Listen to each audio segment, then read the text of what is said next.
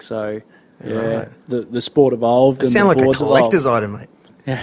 You know what I mean? No, they still hold a place. Well, you've gone to there and created something. It took months to actually build this thing. There it is. Boom. It's not like, I ordered something. They messed it all up, and that's what we got. Now I'm selling them at Carrara Markets. It's like they're still there, It sounds like there's a good story to that. Yeah. Even though it didn't work out for you. But. Every part of the journey's been enjoyable, and it's still there. We the range is still there. We're just going through the process now of trying to find, a big order to get going, and that's all. It just needs the right distribution channel, as such, whether it be a big online distributor or overseas. Overseas, the market's bigger than it is in Australia. Australia tends to be, surf shop sort of orientated. So there's only so many of us, Yeah, exactly. Yeah. Exactly. What about Japan? Yeah, Japan. Japan's pretty slow in the skateboard. In Yokosuka, they just built a ramp. I go there every year. Yeah. And I've just watched this little park right beside in town just slowly become.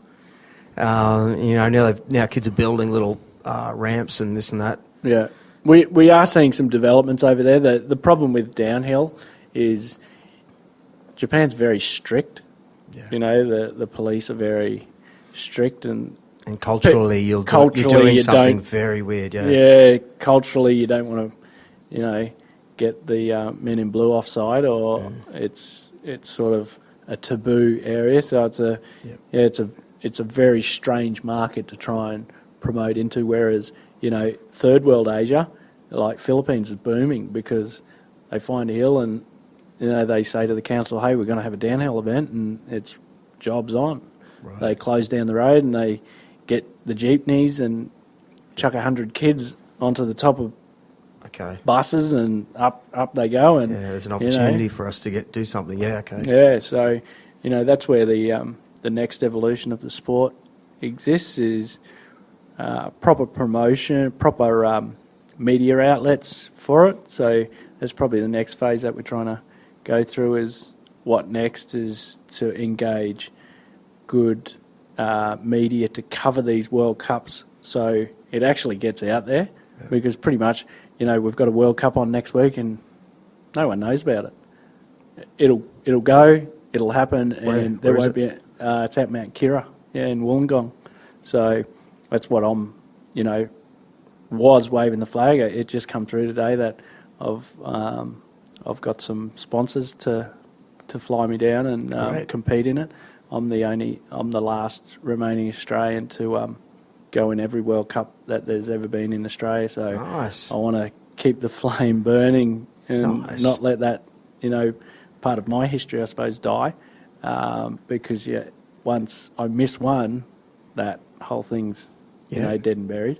Is that online, or do they just stream those? Do you know? I don't think this one will be streamed. The last couple of Bathursts were streamed. Yep. It's sort of taken a downturn. The beauty of Bathurst is we had the University of, I don't know what university's out, Bathurst Uni. They used to come in and do it as part of their media program or something. Right. And they had the infrastructure there from the racing, right. I think, the cabling and so forth, getting cable down the whole thing and linking up, 5 or 6 cameras and having a big jumbotron there is what it needs to be. So all right, so explain a race to me. How many is going to be in the race, and what do you do? Do you push off? Do you have a rolling start? What's push off? Yeah. How many in a race? 4. Top 2 go through to the next round. Okay. Qualifying will determine the brackets, and then they'll have the top 32, I think, go straight into the main draw, and then they'll have a repechage rounds, and then up to the top 96 go into the repechage. Wow. Yeah. How many in this race? Oh, there'll be 150 plus people. That's rock up. Okay. Yeah, from worldwide. Okay. Yeah, who's the big gun? Traditionally, the Canadians are strong. The Americans, the Brazilians. Last year's world champ was a Brazilian. Yeah, similar to the surfing, but Damn. yeah, Damn. Brazilians are gnarly. Yeah. Yeah, so the Europeans, they're are quite strong in Europe. Yeah, there's lots of little pockets of people. Will you be keeping your eye out for, like, looking straight at their trucks and wheels and going, you know, just seeing is there anything different? Like, what are they doing? Is it? I guess when it's online, you can kind of pick up on what everyone's doing. But yeah. People are aware of what's happening in the industry and so forth. There's not too many new things, sort of that people will bring out at a race that no one's seen before. So maybe I'm getting lost in the technology, but it's more like, no, mate, it's who's skating, like who can really has the good. I don't think the equipment would necessarily make someone a better skater. Okay. It's part and parcel. Like as I was showing you, the trucks are CNC'd, and you know they're probably worth $500 a set. Yeah. And it's just more like a tool for you to get down the hill. Yeah, as I was saying, it's probably confidence in your equipment. Right. If you're confident that your board under your feet will get you down the hill and slide where you need it to slide, turn where it needs to turn, and manoeuvre you out of sticky situations where a rider's coming up on the inside, or you need to shut down that lane. So the person in front who can pick their race line will have the best opportunity. And then at Mount Kira especially, he's got lots of drafting. Right. So you do get in people's drafts and be able to overtake. Excellent. So how long's a race then? How long's the track's about 1.8 Ks, I think. Okay. Yeah, through about... What's that, like a minute, 2 minutes, or...? Yeah, I think the average, it's probably just over the 2 minute mark. So, but going through about 8 big sweeping turns. Wow. 8 or 9 sweeping turns. Do you ever look back? If you're in your tuck, you can sort of look under your wings, right. Just to be aware of where people are. But can you hear people generally? You can hear right? it. You know where they are. All right. In racing, being in the draft is the best. When you get all of a sudden it's quiet. You're in that wind pocket, and you just fly up behind. It's like you said. You showed me air braking outside there before. We stand up paddleboard. You can stand there just stand there, and that wind will take you straight across Currumbin Creek. Yeah. It just shows how much just your personal body is a sail for things. I can imagine doing 80 Ks, just putting your arms out. I could. Yeah, it does pull you up, and once you're in a draft, you can pick up 20, 30 metres quite easily. Does anyone go into speed suits and stuff like that? People have tried them, but you can't crash in it. Otherwise they're wrecked. So when you're dealing with asphalt, right? You probably, if you saw my leathers, they're pretty butchered too. So that's trying to keep them nice and clean's hard. What about The Secret Life of Walter Mitty? You seen that? Yeah. Yeah? Do you know who that rider is? You call them riders? Yeah. Yeah, okay. Yeah. It was an American guy, Brian Holden, I think, done the stunt double for that. Right. Yeah. Well, and then the latest KFC ad has downhill skateboarding in it, Pluck a Duck. Really? Yeah. It was only released a couple of days ago. Okay. Are you happy with when you see your own sport on TV? You're like, nah, they stuffed that up. No, it's pretty well done. Pretty good, yeah. Yeah, the rider they got to do it. Yeah, it was pretty exhilarating to watch. Walter Mitty. Yeah, great movie too, eh? Just great movie. Uplifting kind of good movie. Yeah. It changes your mind. I've got to do some more stuff out here, It's, especially that moment, it was it's one of the only things I can remember from the film when you think about it. He's bombing that for me. Yeah. And but I remember just going, how do they do it? I think my wife was beside me. I'm going, we're just saying the same thing. That dude's just doing that. Can you believe what they're doing at that speed? It was good exposure. Yeah. Good exposure for our sport. Definitely. Really. Yeah. And to show the control that you have.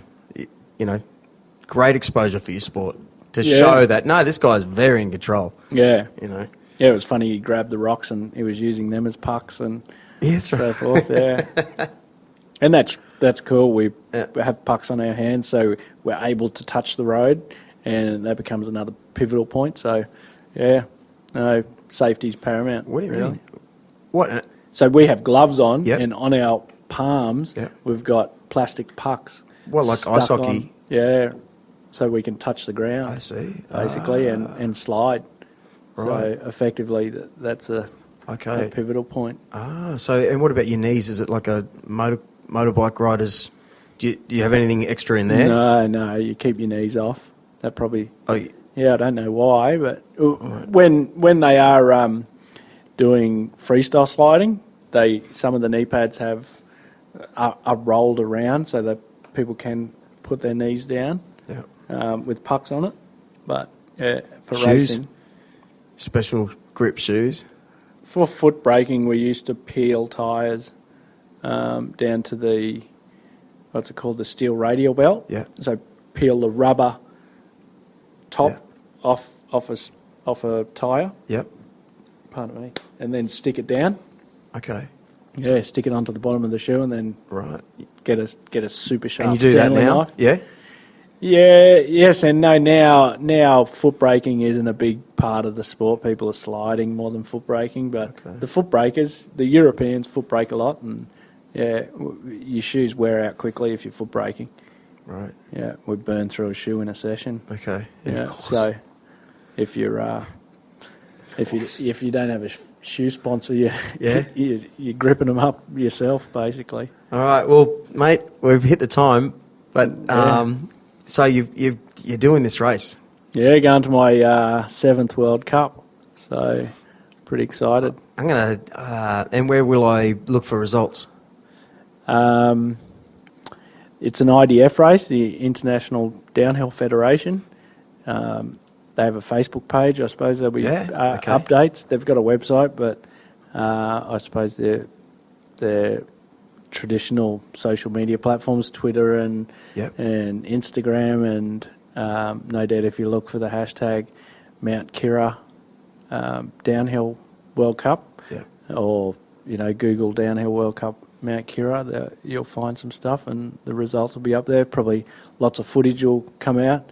Most of the guys have GoPros on their head and doing follow runs and Right. so forth. Are you gonna have anything on yours?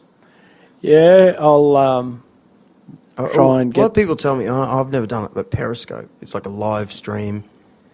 It's just one of these free ones. A lot of bands are doing it now. They'll just put it on the side of their amp and they're periscoping. It's just live, Oh wow! Whoever's flicking past. I wonder, I bet a bunch of those Europeans may... Yeah, there are streaming platforms, but trying to get your GoPro footage onto that, I think will be the issue. Yeah. The problem we have a lot of the time is the races are in non-coverage areas. Yeah, okay. Yeah, right. So getting internet access is a big issue. Okay. But yeah. Well, man, put it there. Wish Yeah. you all the best. No, You've opened thank my you. eyes again. Another great one. Arigato gozaimasu, Jeremy-san. Do itashimashite. Hey, and hey, Yoroshiku. hey, yoroshiku. Where can we buy any your gear?